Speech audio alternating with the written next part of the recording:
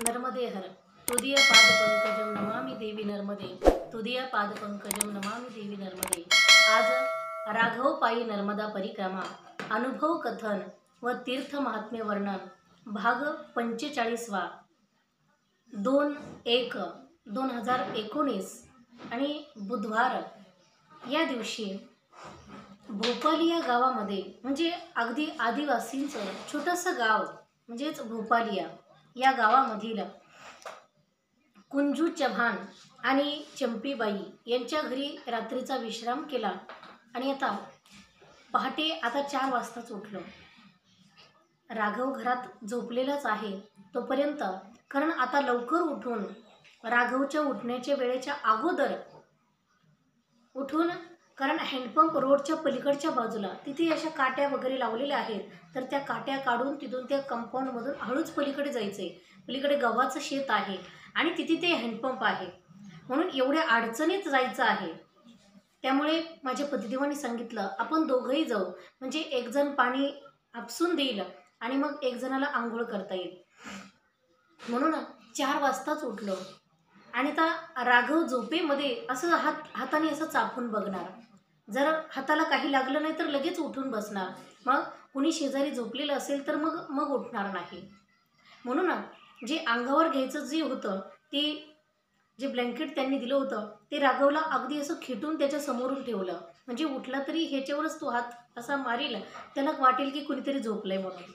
असं करून आम्ही तिथून दोघंही आता तिथून एक पातेलं घेतलं मोठं आणि त्या हँडपंपवरती गेलो। एकतर जायला रस्ताही सापडत नव्हता, कसं बसं असं, कारण तिथे एक दुकान होती आणि त्या दुकानाची ती पाठ भिंत होती आणि तिथं त्यांनी काट्या लावलेल्या होत्या की गव्हाच्या शेतामध्ये गुरं जातील म्हणून। मग त्या काट्या हळूच काढल्या आणि अंधारामध्ये मोबाईलच्या बॅटरीने आतमध्ये गेलो।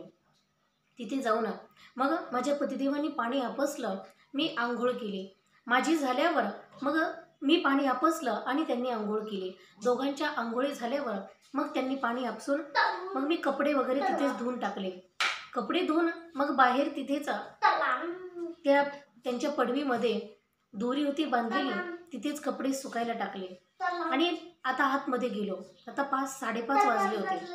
5:30 वाजता गेलो तेव्हा 5:30 वाजता आता राघव चुळबुळ करायला लागलाच होता। म्हटलं आता हा नक्की उठेलच, म्हणून आम्ही सुद्धा आता तिथं बसून पूजा वगैरे मांडली। माझ्या पतिदेवाने सांगितलं की राघव जर उठला तर चहा बनवावा लागेल, मग आरती करता करता मध्येच उठून जाण्यापेक्षा अगोदरच चहा बनवून आणून ठेव। मग गेली घरामध्ये आणि चहा बनवून आणला। चहा आणि दूध लगेच बनवून ग्लासमध्ये घेऊन आले की कधी उठला की पटकन द्यायला, आणि मग आम्ही आरती सुरू केली। आरती अष्टक झाल्यावर मग लगेच राघव उठला। आता त्याचं चालूच होतं हळूहळू उठायचं। मग आरती झाल्यावर उठून बसला, मग त्याला लगेच चहा दूध दिलं।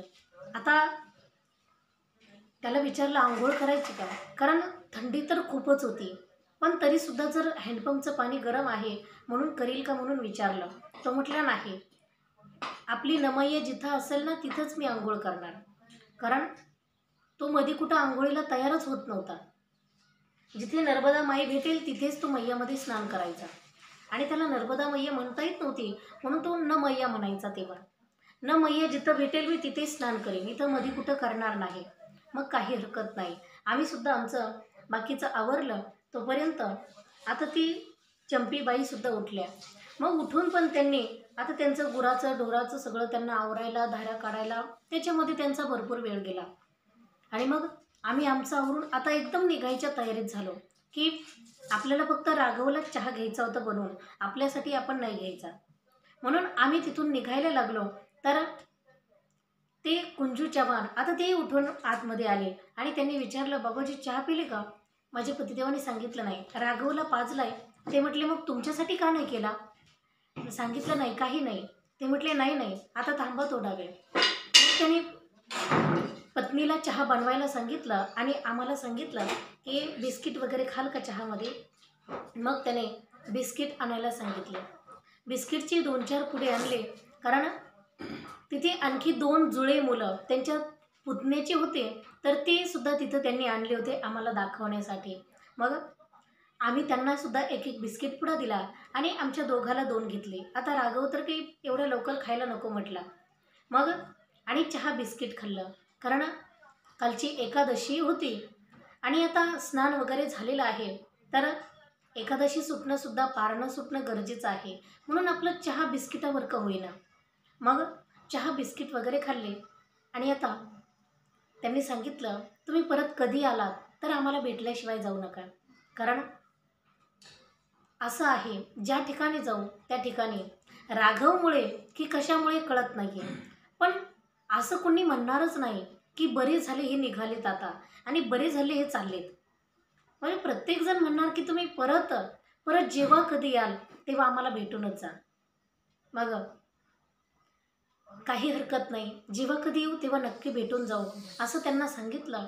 मग बाहेर वाळत घातलेले कपडे वगैरे कॅरीबॅगमध्ये घालून ते बॅगमध्ये घातले आणि त्यांच्याकडे जो कमंडल, आमच्याकडे जो कमंडल होता त्यामध्ये त्यांनी सांगितलं इथून थोडंसं दूध न्या.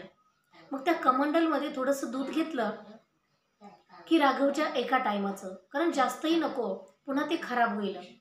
मग कमंडलमध्ये घेतल्यावर तो कमंडल हातात घेतला. माझ्या पतिदेवांच्या हातातही एक कमंडल आणि राघवचा कमंडल अगदी छोटासा. सकाळी सकाळी तोही सँडल घालणार, स्वेटर वगैरे तर घातलेलंच राहायचं. कमंडल घेणार हातामध्ये, काठी घेणार आणि तो लगेच चालायला लागणार. कारण त्याला इतकी घाई व्हायची ना चालायची. आता आज आमचं लवकरच आवरलेलं होतं, पण तरी 8 वाजले होते. मग 8 वाजता आम्ही लगेच निघायला अगदी रोडवरती येऊन उभं राहिलो. मग जेव्हा आता हा शिक्षक होता म्हणून ह्याच्याकडे सगळ्यांचा बघण्याचा जो दृष्टिकोन आहे, कारण सगळे अडाणी लोक, मग सगळे म्हणू लागले की मास्तरच्या घरी कोण आलंय, मास्तरच्या गुरुजीच्या घरी कोण आलंय, म्हणून सगळे ते बघण्यासाठी आले. तेव्हा आम्ही निघालो होतो. मग आता हे सगळे त्या माताजी तिथं जेवढ्या त्या आदिवासी महिला यायच्या तिथं हँडपंपवरती पाणी घ्यायला, त्या सगळ्या हंडे घेऊन आमच्याकडेच आल्या आणि त्या माताजीला हळूच विचारू लागल्या कोण आहे ती. त्यांनी सांगितलं ती परिक्रमावासी आहे. मग छोटंसं बाळसुद्धा. मग ते सगळे कौतुकाने अगदी बघतच होते. लहान लहान मुलंसुद्धा खूप गर्दी केली ती सगळ्यांनी. मग राघवने आता सगळ्यांना चॉकलेट दिले, कारण काल चॉकलेटचं आता बरणीच घेतलेली होती, त्यामुळे सगळ्यांना चॉकलेट दिले आणि आता तिथून नर्मदेहर म्हणून त्या भोपाल या गावामधून आता निघालो. आता त्याच रस्त्याने पुढं सरळ चालत राहायचं होतं, म्हणून चालता चालता आता नर्मदेहर आणि हा परिक्रमेमध्ये चाललं तर जपही झालाच पाहिजे म्हणून. पण राघवमुळे एवढा जपही होत नव्हता, कारण त्याला थोडं नादी लावावं लागायचं, त्याला काहीतरी गोष्टी सांगाव्या लागायच्या. मग कारण त्यामध्ये बराच वेळ जायचा आणि त्याच्याही मूडमध्ये तो चालला तरच ते व्यवस्थित आहे, नाहीतर आरडून ओरडून हाणून मारून तर उपयोग नाही आहे. कारण त्याचा आनंद आपल्यालाही घेता आला पाहिजे आणि त्यालाही देता आला पाहिजे. म्हणून असं काही बोलत चालत सकाळी सकाळी अगदी आता पटपट चालत होतं. पायाला कापडं वगैरे बांधलेले होते, म्हणून आता थोडंसं 2-3 किलोमीटर गेल्यावर एक छोटंसं गाव आलं आणि त्या गावामध्ये आता तर रोडच्या कडेला 2-4 घरं होते आणि गाव थोडं मध्ये होतं, म्हणून तिथे एक हॉटेलसुद्धा होतं छोटंसं आदिवासींचं चहा पाण्याचं. तर आता तिथले जे आदिवासी मुलं होते ते म्हणू लागले, बाबाजी चाय पिओगे, 10 रुपये में ये चाय पिओगे. म्हणजे पतिदेव म्हटले नाही, आता काही चहा प्यायला एवढं काही आता भूक नव्हतीच आणि राघवही म्हटला नको, म्हणून तर थांबलोच नाही. आता चालतच आहे, डांबरी रस्ता आहे, पण चालता चालता आता जवळजवळ अगदी 2-2.5 तासामध्ये म्हणजे 10-11 वाजेपर्यंत आम्ही 10 किलोमीटर गेलो आणि 10 किलोमीटर गेल्यावर आता भुकेचा टाईम तर झालेलाच होता. 10 किलोमीटरवर भोपालियापासून सिलोटा म्हणून गाव होतं.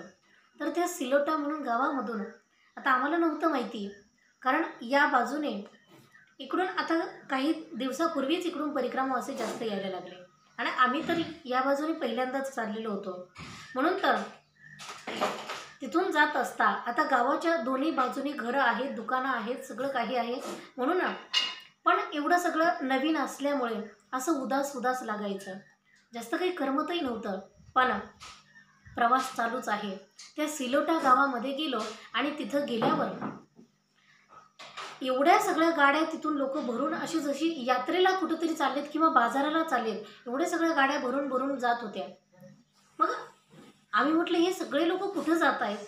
तर त्या लोकांनी सांगितलं की पुढे सोंडवा आहे आणि त्या सोंडव्याला श्रीमद भागवत कथा आहे आणि मोठं सप्ताह चालू आहे. आपल्याकडे जसा अखंड हरिनाम सप्ताह तसं तिथं नामजप सप्ताह असतोच. आपल्याकडे अखंड हरिनाम सप्ताह असतो, तर हरिनाम सप्ताह म्हणजे हरिनाम, हरीचं नाम तिथे घ्यावंच लागतं, त्याचाच अखंड जप असतो. त्याला नामजप किंवा वाघ यज्ञ म्हणतात. नाम यज्ञ, वाघ यज्ञ असं ते सप्ताहाला म्हणतात. तो यज्ञच असतो. पूर्वी जशी यज्ञ असायचे की ते त्यामध्ये ते विधियुक्त असायचे सगळे, त्याच्यासाठी संविधा खूप लागायच्या, आहुत्या द्यावा लागायच्या त्या यज्ञामध्ये. आणि 7 दिवसापर्यंत त्या राज्यामध्ये कुणीही उपाशी राहता कामा नये. एक सुद्धा मनुष्य किंवा एखादा पक्षी पशु सुद्धा उपाशी राहता कामा नये, असा यज्ञाचा पूर्वीचा नियम होता. आणि म्हणून तर जे पांडवांनी जेव्हा अश्वमेध यज्ञ केला होता तेव्हा सांगतात की पांडवांचे यज्ञ चालू असताना 2 दिवस झाले, 3 दिवस झाले, त्या कारण यज्ञ जर सफल असेल तर रोज संध्याकाळी त्या स्वर्गामध्ये घंटा वाजते. पण यांचं 2 दिवस झाले, 3 दिवस झाले, अरे घंटा का वाजत नाहीये? कारण यज्ञामध्ये काहीतरी असफलता आहे, याच्याकडे लक्ष असावं लागतं. सप्ताह करायचा म्हणून करायचा नाही किंवा लोक करतात म्हणून आपण करायचा आणि उगाच त्याला मग म्हणायचं बोळी भक्ती, तसं नाही. तिथे नामजप घडला पाहिजे. तर 3 दिवस झाले घंटा वाजत नाहीये. मग पांडवांना प्रश्न पडला आणि ते भगवान श्रीकृष्णाकडे गेले. आता भगवान श्रीकृष्ण होताच पांडवांचा सहकारी, द्वारकेचा राणा पांडवा घरी. मग भगवंताकडे गेले आणि भगवंताला विचारू लागले. द्रौपदी त्यांच्यासोबत होती. मग पांडवांनी युधिष्ठिराने विचारलं की भगवान काय भानगड आहे? अहो यज्ञ चालू आहे पण स्वर्गात घंटा वाजत नाहीये, म्हणजे यज्ञ असफल आहे, यज्ञामध्ये काहीतरी गोष्ट कमी आहे.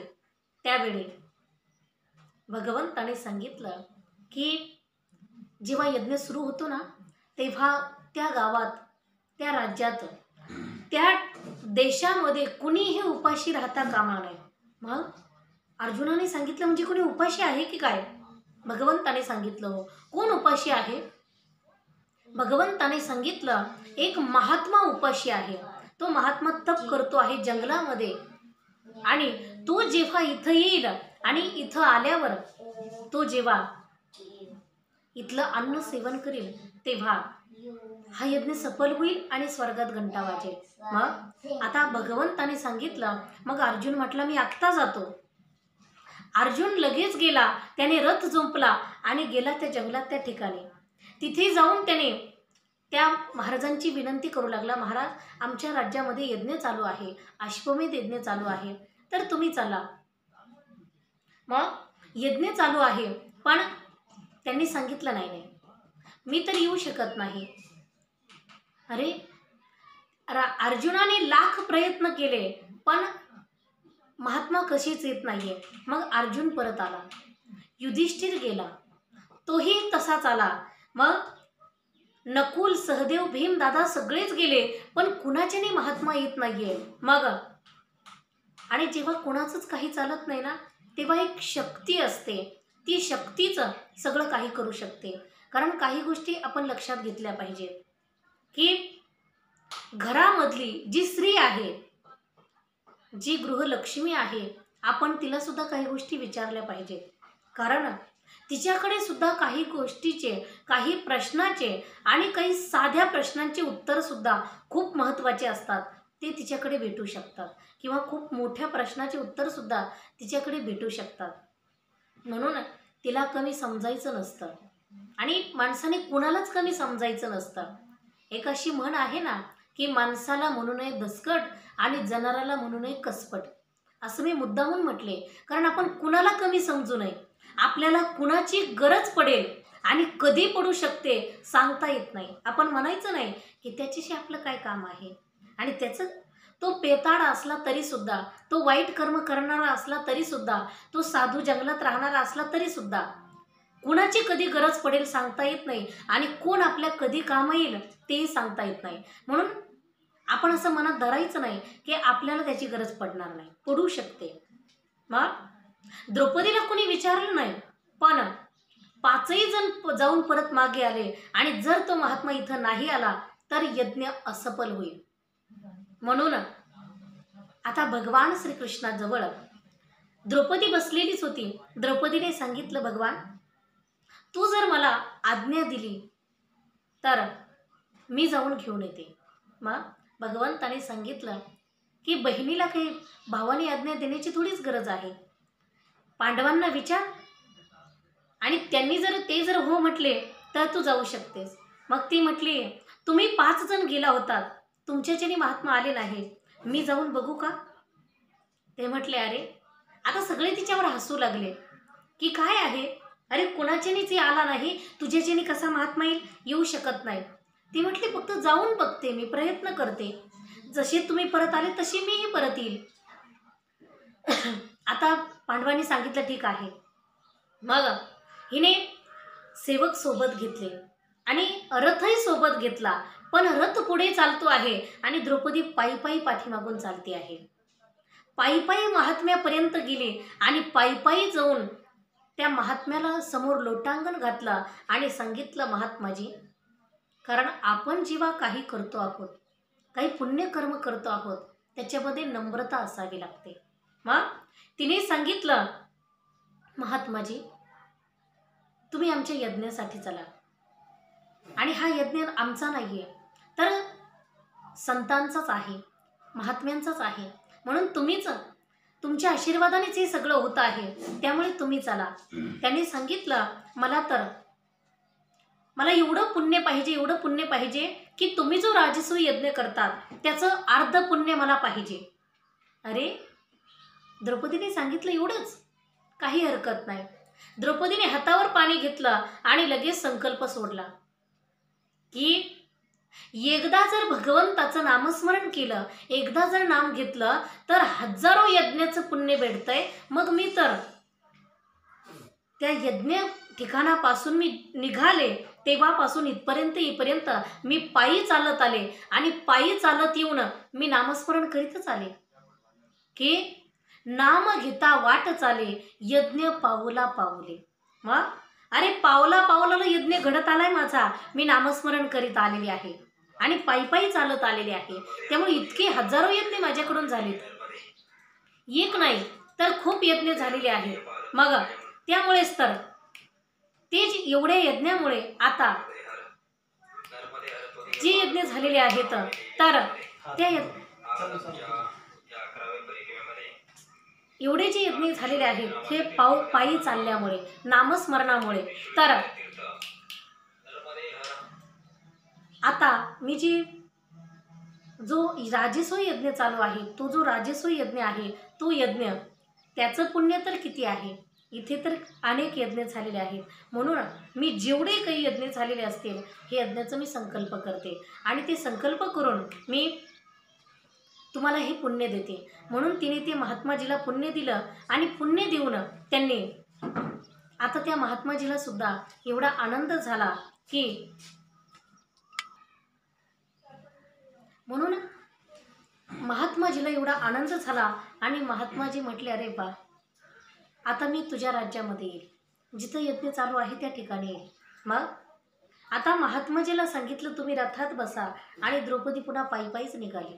महात्माजी रथामध्ये बसून थेट यज्ञापर्यंत आले तेव्हा पांडवांनी तर तोंडालाच हात लावला.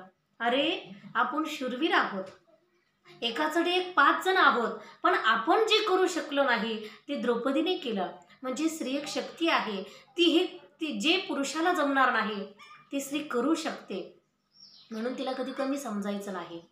ही गोष्ट यामधून आपण लक्षात घ्यायची. आणखी की नामयज्ञाने काय होतं, म्हणजेच सप्ताह असेल तर तिथे अखंड नामस्मरण व्हावं लागतं, त्यालाच नामयज्ञ अखंड हरिनाम सप्ताह म्हणता येतो. म्हणजेच पण नामयज्ञ कोण नाम घेईल, तिथे जप कोण करेल, तर जी विणेकरी असतात, मग त्या विना पहारा जो चालू असतो, मग ते त्यांना जप करायला सांगितलेला असतो. मग आता सगळ्याच ठिकाणी सगळेच असं घडू शकेल असं सांगता येत नाही. सप्ताहाला महत्त्व कीर्तना भजना बाकीच्या नित्यनियमापेक्षा विना पहाराला जास्त महत्त्व आहे. की 7 दिवस विना खाली टेकवायचंच नाही. एकाच्या गळ्यातून काढला की दुसऱ्याच्या गळ्यात असा ते टायमाने त्यांनी पहारा द्यायचा. पण नामस्मरण करीत बसायचं, गप्पा मारायच्या नाही किंवा भांडण करायचं नाही. असा नियम आहे, त्याला नामयज्ञ म्हणतात. असा नामयज्ञ की पूर्वीचे यज्ञ वेगळे असायचे आणि आता कलियुगामध्ये नामयज्ञाला खूप महत्त्व आहे. म्हणून या अजून पुढच्या गावामध्ये म्हणजेच इथून जवळजवळ 16-17 किलोमीटर सोंडवा म्हणून मोठं गाव आहे. तर त्या सोंडवा गावामध्ये श्रीमद भागवत कथा आहे आणि त्या कथेसाठी सगळे लोक तिकडे कथा श्रवण करण्यासाठी एवढ्या सगळ्या गाड्या भरून चाललेले आहेत. आम्ही जेव्हा ऐकलं, मग माझे पतिदेव म्हटले की आपण सुद्धा संध्याकाळपर्यंत तिथं जाण्याचा प्रयत्न करू. आणि तसं गेल्याशिवाय तर पर्यायच नव्हता. मध्ये तर गावं वगैरे काही जास्त मोठे नव्हतेच, थांबण्यासारखं कुठं आणि तसं काही माहितीसुद्धा नव्हतं. म्हणून आम्ही तिथेच त्या रस्त्याने आता जाता जाता एवढे सगळे लोक चाललेले आहेत. काही पायी चालले, गाड्या परत पुढे भेटल्या की पुढंच बसून जायचं, असं सगळं चालू होतं. पाठीमागूनही गाड्या खूप भरून यायच्या.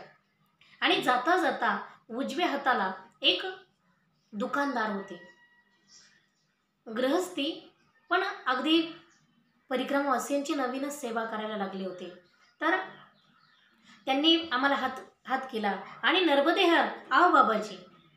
आव म्हटल्यावर माझे पतिदेव म्हटले, चल थोडं बसू, काही चहा पाणी असेल तर घेऊ, नाहीतर आपलं पुढे चालू, पाणी वगैरे पिऊ, आणि दुकान आहे त्यांची तर तिथूनच काहीतरी बिस्किट वगैरे घेऊ.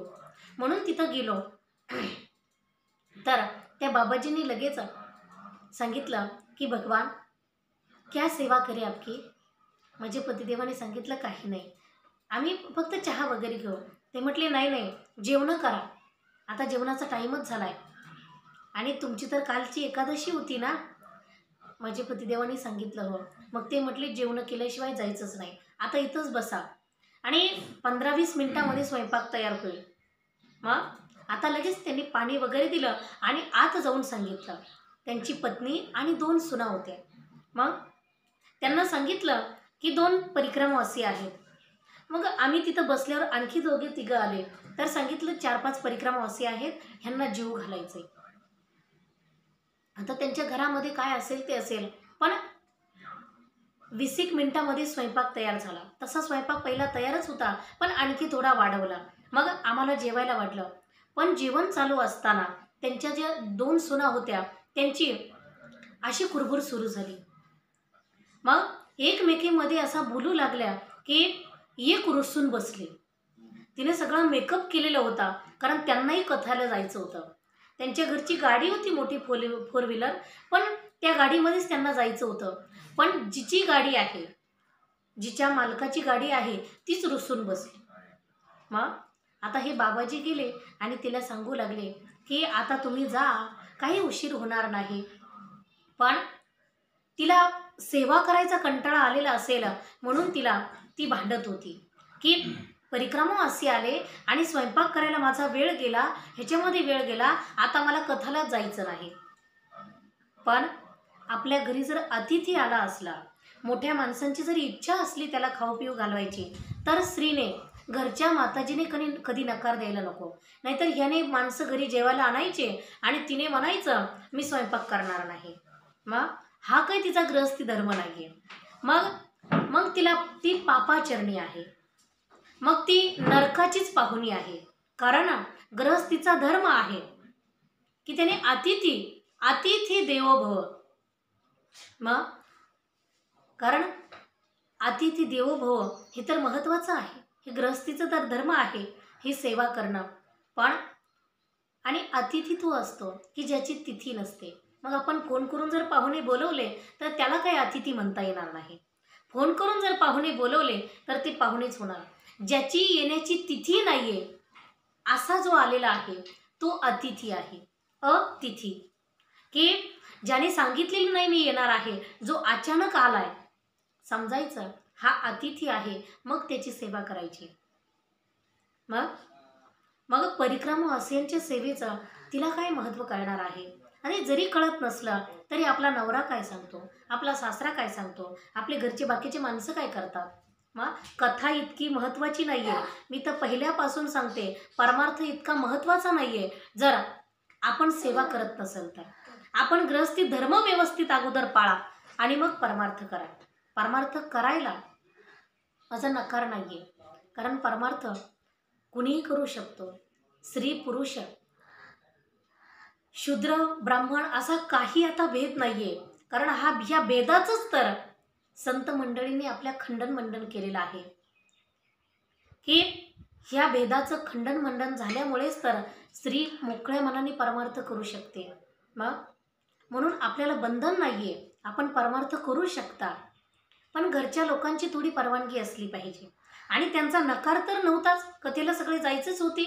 कथा तर 2 वाजता सुरू होणार होती, पण ही 11 वाजताच एवढी रुसली आणि एवढी भांडायला लागली, त्या जावालाही भांडायची.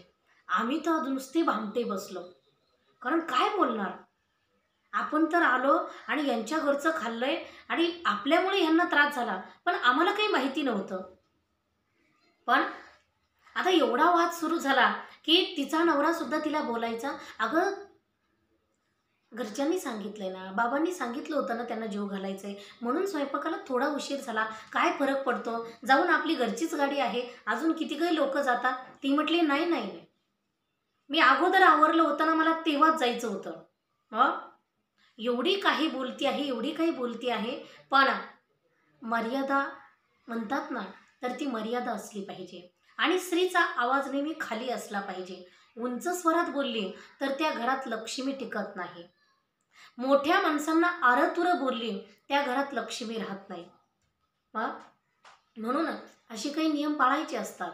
आणि साधूंची सेवा तर करायचीच असते.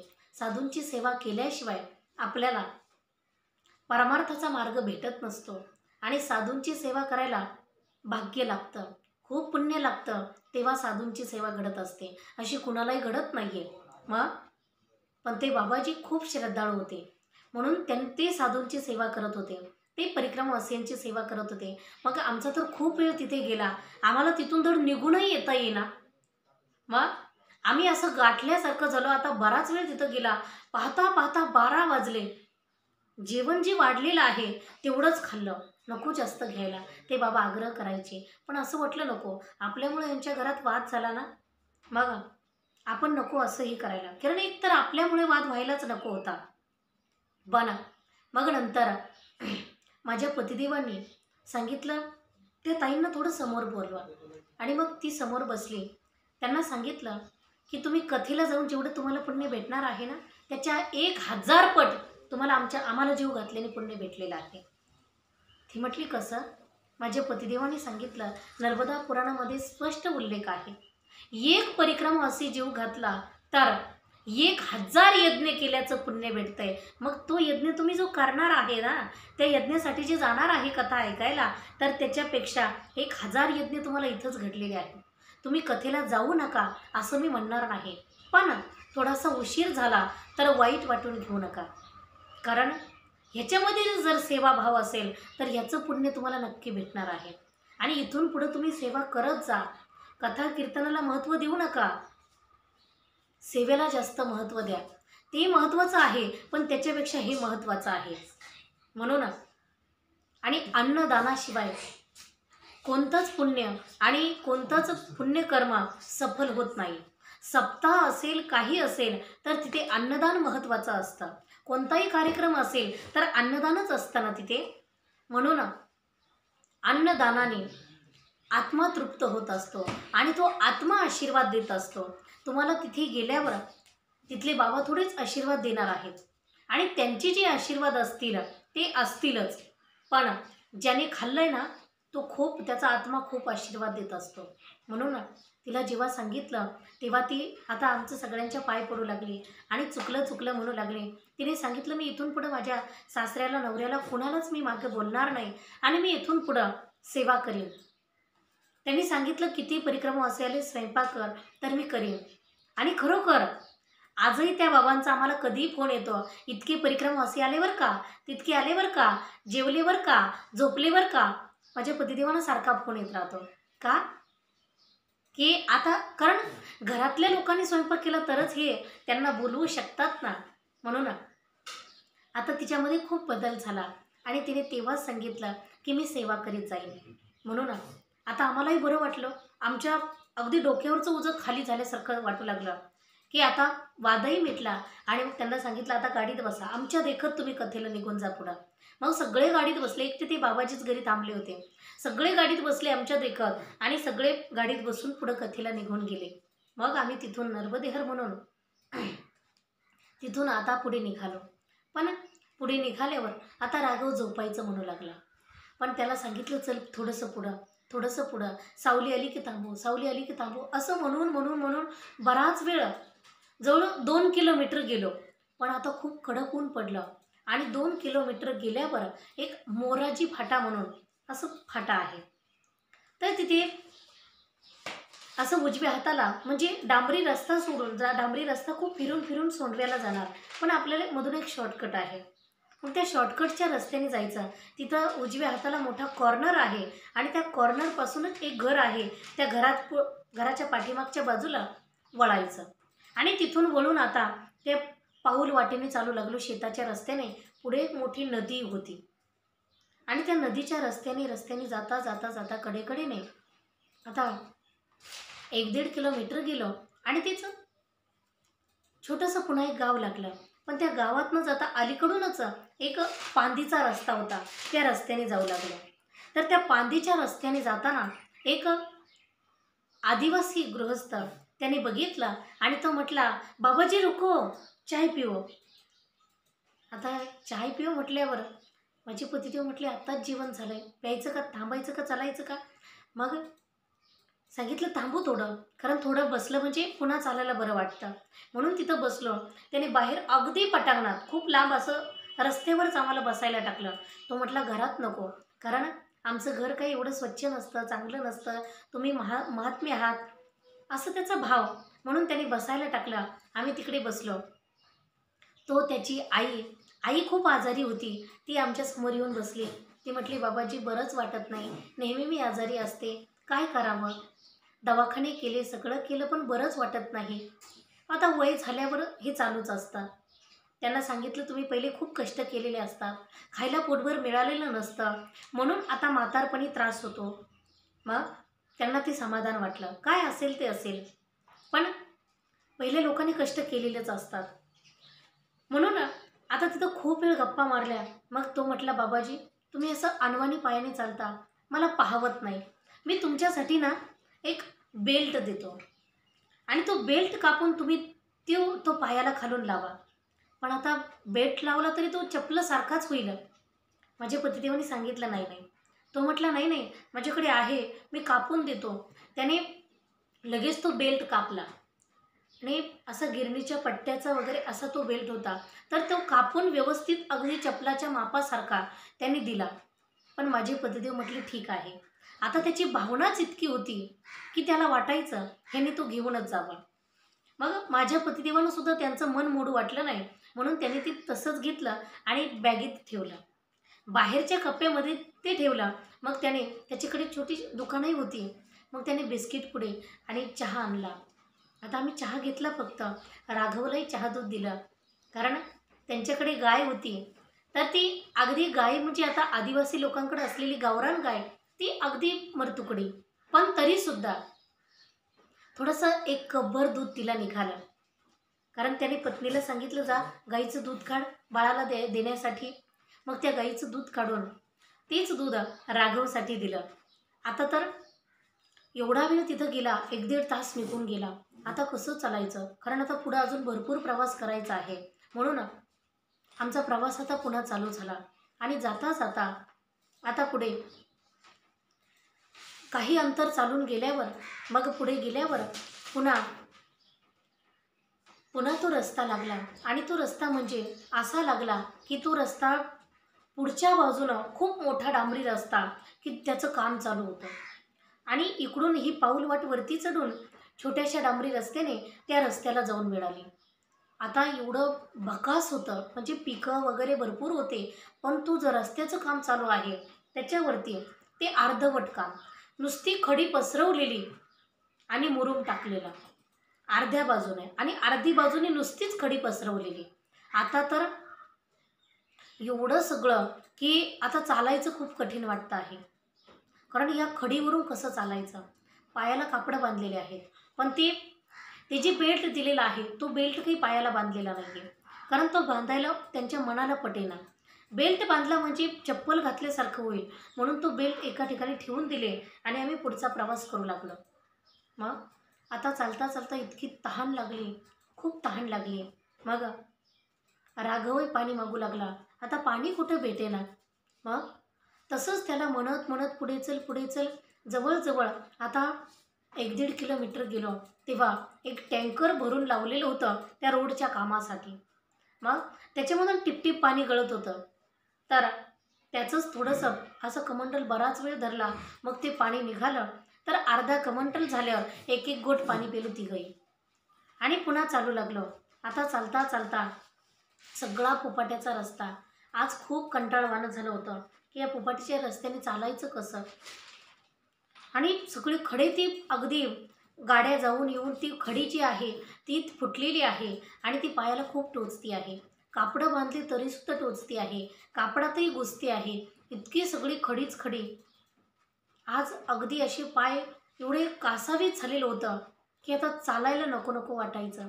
गाडी एखादी आली, कारण कथेमुळं खूप गाड्या त्या रस्त्याने जाणाऱ्या होत्या. गाडी आली की एवढा फुपाटा उधळणार की त्या धुळीमुळे असं होणार की कुठेतरी एखाद्या पाऊलवाटेने गेलं असतं तर बरं झालं असतं. पण करणार काय, त्याच रस्त्याने जाणं आहे. म्हणून जाता जाता असं वाटायचं आता या नवीन रस्त्याने परत नाही यायचो, कारण ते जुन्या रस्त्यानेच आलं असतं तर बरं झालं असतं. मग दिवसभर चालून चालून चालून अगदी आता संध्याकाळचे 5-5:30 वाजत आले आणि मग अगदी त्या सोंडवा गावाच्या जवळ आलो. आता जवळजवळ 26 किलोमीटर आम्ही चाललेलो होतो. 1 किलोमीटर गाव राहिलेलं होतं. 26 किलोमीटरचा दिवसभरचा प्रवास, आणि एवढा कठीण की सगळ्या रस्त्याने, डांबरी रस्त्याने, या खडीच्या रस्त्याने खूप पायांना त्रास झालेला. गाव आल्याबरोबर परिक्रमावासियांची व्यवस्था विचारू लागलो तर लोक सांगू लागले, ही काय पुढं गेले की लगेच डाव्या हाताला व्यवस्था आहे. म्हणून डाव्या हाताला तिथे जे मंदिर होतं तिथं विचारलं की आम्हाला इथं थांबायचं होतं. त्यांनी तर गेटला कुलूपच लावलेलं होतं. मग त्यांनी सांगितलं नाही नाही, इथं जागाच नाही आहे, कारण इथे सगळे परिक्रमावासी आहेत, पण हे परिक्रमावासी 8 दिवस थांबणारे आहेत, कथा ऐकण्यासाठी थांबलेले आहेत. त्यामुळे तुम्हाला काही इथं जागा नाही आहे, तुम्ही पुढं जा, तिथं कथेमध्ये भरपूर व्यवस्था आहे. आम्ही सांगितलं नाही नाही, पुढं नको, कारण कथेमध्ये काय असतं आम्ही अनुभवलेलं आहे. कथेच्या ठिकाणी परिक्रमावासियांना थांबायचं म्हटलं की खूप अवघड गोष्ट, आणि थंडी भयंकर आहे. मग पण ते लोक काही ऐकत नव्हते. त्यांनी सांगितलं नाही, इथं जागाच नाही. आता रस्त्याने जाता जाता पण विचारायचो, पण मोठं गाव होतं त्यामुळे कुणीतरी व्यवस्था करणार नाही. सगळे लोक त्या कथेचंच ठिकाण सांगू लागले. मोठा बाजार तळ आहे आणि त्या बाजार तळावर कथा आहे, मोठा मंडप घातलेला आहे. आणि आम्ही तिथं गेलो 5-5:30-6 वाजले होते तेव्हा कथा संपली होती नुकतीच, आणि नाम जप चालू झाला होता. ओम नमो भगवते वासुदेवाय असा जप त्या लोकांचा चालू होता. मग ते संगीत वाजून वगैरे त्यांचा तो जप चालूच होता. आम्ही तिथं गेलो आणि तिथं गेल्यावर आता भरपूर परिक्रमावासी आले. महाराष्ट्रातली सुद्धा, येवला तालुक्यातली सुद्धा ते नाथपंथी वगैरे असे काही परिक्रमावासी शुलपाणीच्या जंगलातून आमच्यासोबत चालत होते. ते पुन्हा आम्हाला तिथं भेटले. एक अमरकंटकचे एक महात्मा होते, ते सुद्धा ते मागे एकदा भेटले होते. तर राघवचं त्यांनी खूप कौतुक केलं होतं. मग आता सुद्धा ती रात्रीच्या वेळी सगळे तिथं आले. आणि मग आता सगळे मंडपामध्ये एवढे सगळे गाद्या टाकलेले आहेत लोकांनी, सगळे तिथे आसनं लागलेले आहेत. मग आता आम्ही सुद्धा एका मध्यभागीच आमचं आसन लावलं, तिथे बसलो. आणि मग त्यांनी सांगितलं आता थोड्या वेळाने जेवणाची व्यवस्था आहे पलीकडच्या मंडपामध्ये, तर आता इथेच बसा. आम्ही तिथं बसलो. कथा नुकतीच संपलेली होती म्हणून लोक काही जायला निघाले होते. काही लोक परतही येत होते जपासाठी, कथेच्या ठिकाणी मुक्काम करण्यासाठी. म्हणून एवढी सगळी तिथं गर्दी होती. मोठे मोठे तिकडे सगळे बाथरूम टॉयलेट असं बनवलेलं होतं. मग आम्ही तिथं गेल्यावर थोडा वेळ बसलो आणि नंतर राघवला टॉयलेटला जायचं होतं. मग त्याला टॉयलेटला घेऊन जाण्यासाठी मी जेव्हा निघाले तेव्हा एवढी सगळी माणसं, जिकडं जावे तिकडे माणसंच आहे. आता याला कुठं बसवलं पाहिजे? मग अर्धा किलोमीटरपर्यंत तर जागा नाही आणि टॉयलेट जिकडं आहेत तिकडं सुद्धा आता राघव, टॉयलेटही खूप लांब आहेत, तिकडं सुद्धा राघवला घेऊन जायचं म्हटलं तर आता राघवला दम निघला पाहिजे. मग आता किती झालं तरी लेकरूच आहे, म्हणून त्याला खूप घाईघाई मी घेऊन चालले, उचलून घेऊन चालले. पण तो म्हटला नाही मैया, मला मला टॉयलेटला लगेच बसायचं आहे. आता अजून टॉयलेट जिकडे जायचं आहे तिकडे खूप लांब आहे. इकडच्या बाजूला मंडप आहे. मंडपाच्या बाहेर निघाल्यावर लगेच तिथं आता पटांगणच होतं. अगदी बांध वगैरे होता तिथं शेतीचा आणि त्या बांधाच्या खालच्या बाजूला असं काही दगडं वगैरे काट्या वगैरे तिथे टाकलेल्या होत्या, ढीग घातलेला. त्याच्या शेजारीच राघवला बसवलं. म्हटलं जाऊ द्या, चट भरून नेऊन टाकेल तिकडं. मग पण एवढ्या बारीक निरीक गोष्टी मी का सांगते? कारण याच्यातून आपल्याला काहीतरी शिकायला भेटतंच. मग जेव्हा तिथं त्याला टॉयलेटला बसवलं, कारण तो आता कसाच माझ्या कडेवर राहत नव्हता, तो म्हटला मला अर्जंट बसायचं आहे. मग जेव्हा तो बसला ना तर एवढ्या 7-8 महिला त्या गावातल्या माझ्याकडे पळत आल्या आणि एवढ्या ओरडू लागल्या, अगं अगं अगं परिक्रमेत आहे काय? मी म्हटलं हो. ते म्हटले मग या बाळाला इथं टॉयलेटला बसवते का? तिकडे टॉयलेटमध्ये घेऊन जा, नाहीतर लांब घेऊन जा तिकडे 1 किलोमीटर, इथं कुठं बसवलं? मी म्हटलं माताजी, शहाणं माणूस असतं तर गेलंच असतं, पण हे छोटं बाळ आहे आणि थकून आलेलं आहे. आता रोज प्रवास करतोय म्हटल्यावर खाण्यातही बदल होतो. त्याला एवढं अर्जंट बसायचं होतं की तो तिथपर्यंत जाऊ शकला नाही, म्हणून इथं बसला. पण मी ते भरून टाकेल. ती म्हटली नाही नाही. दुसऱ्या म्हटले अशी काय पद्धत आहे आणि परिक्रमेत असं चालतं काय? असं कुठं असतं काय? एवढ्या सगळ्या 7-8 जणी एवढी चवचव केली माझ्यावरती की खूप बोलू लागल्या, खूप काही बोलू लागल्या. मग मी शांतपणे सगळं ऐकून घेतलं आणि मग त्यांच्या सगळ्यांचं बोलून झालं. कारण तिकडच्या महिला खूप बोलतात, खूप बोलतात म्हणजे परमार्थ करणाऱ्याला जास्त त्रास देतात. महाराष्ट्रामध्ये चांगलं आहे, तुमचं पुण्य आहे महाराष्ट्रात जन्माला आलात. मध्य प्रदेशमध्ये ते अगदी म्हातारा झाल्याशिवाय परमार्थच करू देणार नाही, तरुण कुणीच परमार्थ करत नाही. मग ते म्हणणार जेव्हा स्त्रीचा मासिक धर्म जाईल तेव्हाच तिने परमार्थ करायचा, तोपर्यंत तिने परमार्थ करायचा नाही, असं त्या लोकांचं आहे. मग त्या माझ्यावर इतक्या ओरडू लागल्या, अगं आलीत आली तरुणपणात परिक्रमेला आली, लेकरूही सोबत घेऊन आली, सगळा परिवारच घेऊन आली, घरी काही आहे की नाही? मग मला तर असं झालं, आता यांना काय काय बोलू. पण गप्प बसून सगळं ऐकूनच घेतलं आणि मग ऐकून झाल्यावर मग त्यांना म्हटलं आता तुम्ही जाऊ नका, कारण मी तर बाळाला तिकडे धुवायला तर नेणारच आहे. ही घाणही मी ती उचलून टाकणार आहे, कारण परिक्रमेमध्ये अशी घाण आम्ही कुठंच करून ठेवलेली नाही. जिथं जिथं असा प्रसंग येईल तिथे ती सगळी घाण, रस्त्याच्या कडेला जरी कुठं बसलो चालता चालता तरीसुद्धा राघव लगेच म्हणणार की ते भरून टाक म्हणून, ते उचलून टाक म्हणून. कारण राघवला सवय नाही आहे घाण करण्याची, छोटा असला ना तरीसुद्धा. पण आम्ही तुमच्या गावात नवीन आहोत, आम्ही आजच आलो आहे तुमच्या गावात, आम्हाला काहीच माहिती नाही आहे. तुम्ही आमची व्यवस्था करायला पाहिजे होती, परिक्रमवासीयांची स्वतंत्र व्यवस्था करायला पाहिजे होती. गावकरी आहात ना, एवढा मोठा सप्ताह करू शकता, मग सप्ताहामध्ये कुणाला दुःख द्यायला नको, कुणाला त्रास द्यायला नको. तुम्ही इतकं बोलू लागल्या, पण बोलण्याने काहीच होत नसतं. कारण बोलण्याने तर आमच्याकडून आम्हाला जे करायचं तेच आम्ही करणार आहोत, आमचा जो धर्म आहे तो आम्ही पाळणार आहोत. पण मंडप एवढा मोठा आहे, इथून इथपर्यंत येणं एवढं लांब आहे, मग आम्ही बाहेर तर खूप लांबपर्यंत जाऊ शकत नाही. मग ही सगळी व्यवस्था तुम्ही करायला पाहिजे होती. आणि लेकराला काही नसते, लेकराला आणि पशुला सगळ्या गोष्टी माप असतात. इथं जर एखादा बैल येऊन जर त्याने शी केली तर तुम्ही का त्याला काही शिक्षा करणार आहात का? ते तुम्हीच उचलून टाकणार ना. मग लेकराने केली म्हणून काय फरक पडला? तर मी आहे ना जबाबदार, त्याला मी उचलून टाकणार आहे सांगते. तुम्ही तरीसुद्धा मालकासारखं बोलता हो. तुम्ही सहकार्य करायला पाहिजे. बाई तुझ्याकडे भरून टाकायला नसेल तर हे घे, तुला बादलीभरून पाणी घे, असं तुम्ही सहकार्य करायला पाहिजे. तर तुम्ही इतकं बोलता, कशाला सप्ताह करता तुम्ही? काही गरज नाही कथा करायची. कारण मला सुद्धा खूप राग आला होता. हां, काही गरज नाही म्हटलं तुम्हाला सप्ताह करायची. नाही केला ना तरी काही फरक नाही. अरे तुमच्या गावात परिक्रमावासी येऊन, परिक्रमावासीची किंमत कळते का तुम्हाला? आमची सेवा करा असं मी म्हणणार नाही, पण परिक्रमावासियांची सेवा, जिथे सप्ताह असतो तिथे परिक्रमावासियांना खूप किंमत असते.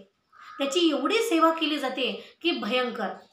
मग देवासारखी, नर्मदा मैयासारखी सेवा त्यांची होती. आणि तुम्ही इतकं मन दुखवता आमचं.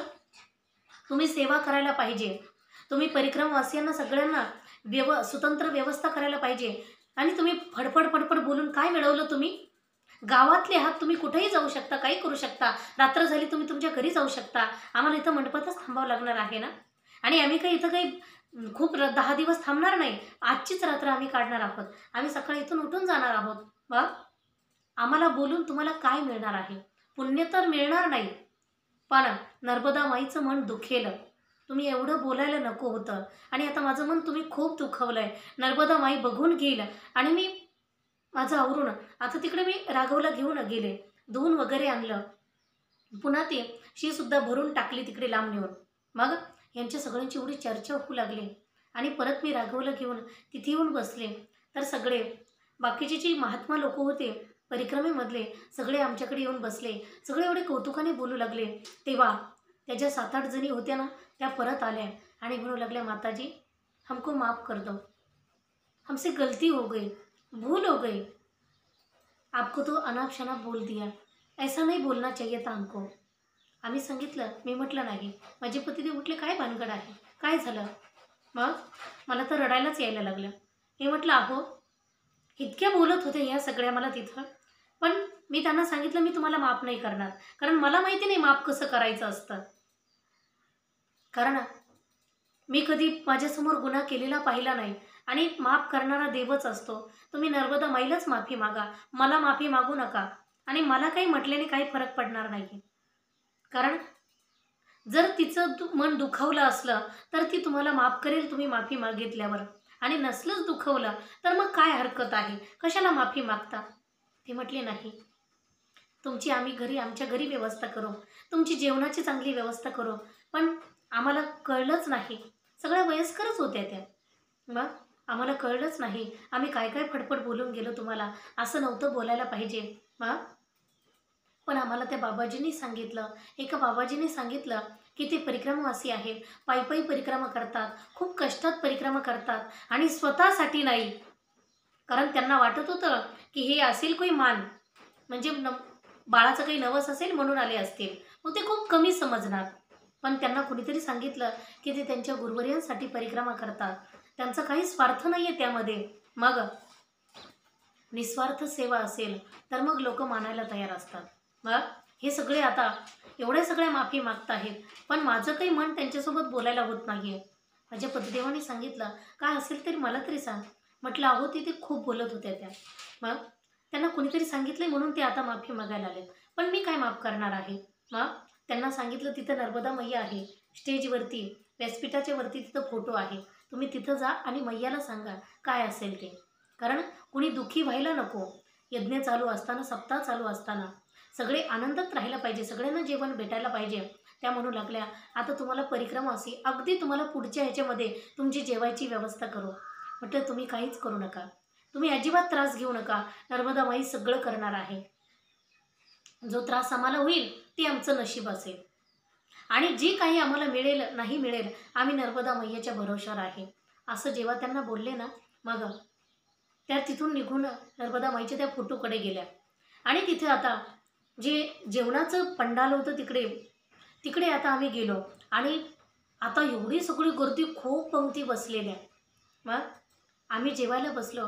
आता राघव आम्ही तिघंही एका रांगेतच बसलो, जेवणं वगैरे केले. आता भरपूर पदार्थ होते जेवणासाठी, पण एक आला तर एक नाही, कारण गर्दी खूप होती. मग जेवण करून घेतलं. जेवण झाल्यावर जेव्हा आता त्या मंडपामध्ये आलो आणि राघव झोपला, राघवला झोपी घातला. मग आम्ही आरती वगैरे केली. आणि आरती झाल्यावर, तसं आरती करायला खूप विस्कळीत वातावरण होतं म्हणून एवढा वेळ आरतीच केली नाही. कारण तिथे ओम नमो भगवती वासुदेवाचा सारखं जप चालू होतं, भजन, लोक नाचायची सुद्धा, इकडं भजनही चालू. मग आणि बारी बारीने तिथे माईक जवळ बसायचे. मग आरती कशी बशी केली एवढ्या आरड्यामध्ये. आरती झाल्यावर मग आता राघव झोपलेला आहे, आम्ही सुद्धा झोपलो आणि झोपा लागल्या आणि आले की 2-3 म्हातारी माणसं. ए बाबाजी, परिक्रमा वासी हो ना, उठो उठो, नाम जप करणार नाही क्या? माझे पतिदेव म्हटले नाही, आम्ही पायी चालतोय ना दिवसभर, थकलेलो आहे, आम्हाला काही जप करायचा नाही. ते म्हटले नाही नाही नाही, असे कशी परिक्रमा वासी तुम्ही? अहो जिथं कथा असते तिथं जप करावा लागतो परिक्रमा वासियांना. माझे पतिदेव म्हटले आम्हाला माहिती आहे सगळं, कुठे जप करावा लागतो आणि कुठे नाही करावा लागतो. सप्ताह तुमच्या गावचा आहे, तुमच्या गावची जबाबदारी आहे जप करायचा की नाही करायचा. आम्हाला काय घेणं आहे? आम्ही रात्रीचं इथे विश्राम करणार, सकाळी उठून चालले जाणार. आम्हाला काय करायचं तुमच्या गावच्या सप्ताहाचं? मग ते म्हटले नाही नाही, असं कुठं बोलता तुम्ही, असे कुठं परिक्रमवासी? माझ्या पतिदेवांनी सांगितलं तसं नसतं. ज्या गावचा सप्ताह आहे त्या गावच्या लोकांची ती जबाबदारी असते. मग तुम्ही कुणाकडून करून घ्या, विकत करून घेतलं तरीसुद्धा चालतोय, मोफत करून घेतलं तरीसुद्धा चालतोय आणि तुम्ही स्वतः केला तरीसुद्धा चालतोय. आम्हालाही सप्ताहाचे नियम माहिती आहे, कारण आम्ही महाराष्ट्रात भरपूर सप्ते केलेत. मग ते म्हटले ठीक आहे ठीक आहे. मग तिथून निघाले. आमच्या पलीकडे जे दुसरे परिक्रमावासी त्यांना जाऊन उठवलं, उठा उठा जप करायला. त्यांनी सांगितलं बाबाजी तुम्ही तुमचा जप करा. मग कारण हे परिक्रमावासियांना जप करण्यासाठी थांबवून ठेवतात. जप करतील मग यांना खाऊ घालू, पण जप करण्यासाठी काही हरकत नाही करायला. जप केल्याने काही वायाला जाणार नाही, त्याचं पुण्य भेटणारच आहे. पण असं आहे, जेव्हा आपण दिवसभर पायी चालतो, कष्ट पडतात, मग आणि पुन्हा सकाळी उठून चालायचंच असतं. त्यामुळे आपण जप करण्यामध्ये आणि रात्री जर जागलं तर पुन्हा दिवसा कसं चालेल? मग चालायला जमणार नाही, म्हणून रात्रीचा विश्राम गरजेचा आहे. आणि आम्ही जर उठून गेलो तर राघवसुद्धा उठेल, मग तो बाळ आम्हाला त्रास देईल. म्हणून आम्ही तर त्यांना सांगितलं नाही, आम्हाला शक्य नाही आहे. बाकीच्या परिक्रमावासींना सुद्धा सांगितलं नाही. मग त्यांचं रात्रभर चालू होतं, अखंड जप चालू असतो. कथा आहे तोपर्यंत सुद्धा हळूहळू चालूच आहे. म्हणजे अखंड नाम जप चालू आहे, त्याला नाम यज्ञ म्हणायचा, त्याला अखंड हरिनाम सप्ताह म्हणायचा. अशा कथेमध्ये आजचा विश्राम आता कसं तरी त्या भजनाच्या आरड्याओरड्यामध्ये आमचा कसं तरी आता नर्मदेहर म्हणून इथे विश्राम करण्याचा विचार केला. आणि मग आता बाकीचे सगळं तिकडे जप चालूच आहे, कारण आजचा जो विश्राम होता तो विश्राम नव्हताच. कथेच्या ठिकाणी याचमुळे आम्ही थांबायला कंटाळा करायचो की तिथे विश्राम होत नाहीये, तर आणखी उपद्व्याप होतो. म्हणून आज नाईलाजाने या ठिकाणी थांबलो आणि आजचा विश्राम याच सोंडवा गावाच्या कथेच्या या मंडपामध्ये झाला. म्हणून इथेच थांबते. नर्मदेहर.